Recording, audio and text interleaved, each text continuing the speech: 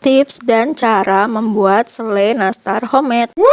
Halo guys, assalamualaikum warahmatullahi wabarakatuh. Jumpa lagi di channel Dapur Sabina. Video kali ini aku mau berbagi tips dan cara membuat selai nastar bikinan sendiri. Nah, ini langsung saja ya aku siapkan bahan-bahannya. Di antaranya bahan utamanya ini adalah buah nanas. Kita pilih buah nanas yang benar-benar sudah tua, kemudian kita kupas. Nah, salah satu tipsnya, mata nanasnya ini tidak usah kita buang, jadi kita ikut sertakan semua sama tengahnya juga. Kenapa? Karena mata nanas ini berfungsi sebagai pengawet, jadi nanti selai nastarnya itu akan bertahan lama. Kalau sudah kita kupas dan kita cuci, lanjut ini aku potong-potong. Potong-potongnya ini aku potong-potong kecil atau tipis-tipis supaya nanti mudah di blender. Nah, ini aku tidak diparut ya supaya cepat, karena ini aku bikin 14 biji buah nanas dan lumayan gede-gede. Jadi untuk mempercepat ini aku blender saja. Tapi untuk memblendernya ini aku tidak tambahkan air ya, jadi airnya itu asli dari buah nanasnya. Kalau kalian mau diparut itu boleh juga ya, nanti hasilnya lebih bagus dan dia lebih berserat. Tips lagi, kalau kita memblender tanpa menambahkan air, untuk pertama kali itu kita blender pelan-pelan atau sedikit-sedikit saja. Kemudian setelah selesai ini jangan dituangkan semua, kita tuangkan separuh saja, baru kemudian kita sisakan separuh hasil blenderannya dan kita tambahkan potongan nanas yang lain, jadi supaya lebih gampang di blender. Setelah di blender semua, ini langsung aku masukkan ke dalam wajan dan aku masak dengan api yang kecil saja. Ternyata ini wajannya kekecilan, jadi aku ganti wajan yang lebih besar, dan proses memasak ini memakan waktu yang cukup lama. Ini aku masak kurang lebih 3-4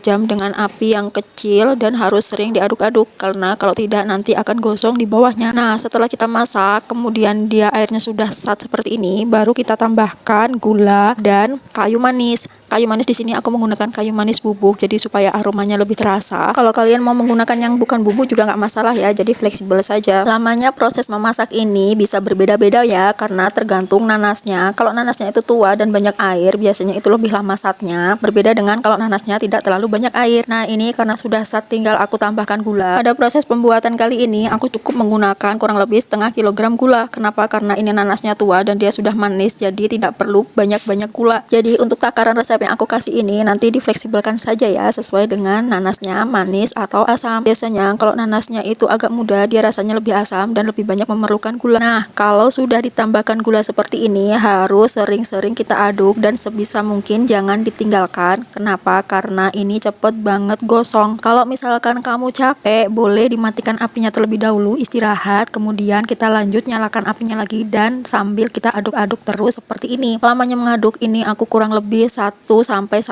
jam sampai mendapatkan benar-benar selai nanas yang keset seperti ini. Harus dimasak sampai benar-benar sat. Kenapa? Supaya nanti waktu kita bulat-bulatkan itu dia tidak berair dan tidak lembek, karena itu nanti yang membuat nastarnya tidak tahan lama dan cepat berjamur. Pada tahap ini memerlukan tenaga yang benar-benar ekstra ya, karena semakin dia mau saat itu dia semakin berat diaduk-aduk. Jadi harus pelan-pelan dan santai saja, tidak usah buru-buru. Tips dari aku supaya kalian tidak capek-capek membuat terlalu banyak, kalian bisa membuatnya 4-6 buah nanas saja, atau kalau buah nanasnya kecil-kecil nggak masalah 8-10 buah nanas. Nah, kalau sudah benar-benar satu seperti ini, tinggal kita matikan apinya, kita biarkan sampai benar-benar dia dingin, baru nanti kita bulat-bulatkan dan siap dipakai untuk isian nastar. Nah, setelah jadi ini aku timbang hasilnya kurang lebih 1,5 kilo. Bayangkan 14 buah nanas besar-besar hanya jadi 1,5 kilo saja. Karena ini sudah benar-benar dingin dan ini aku pindahkan ke tempat lain, ini aku coba untuk membulat-bulatkannya. Ini tuh udah benar-benar keset, jadi meskipun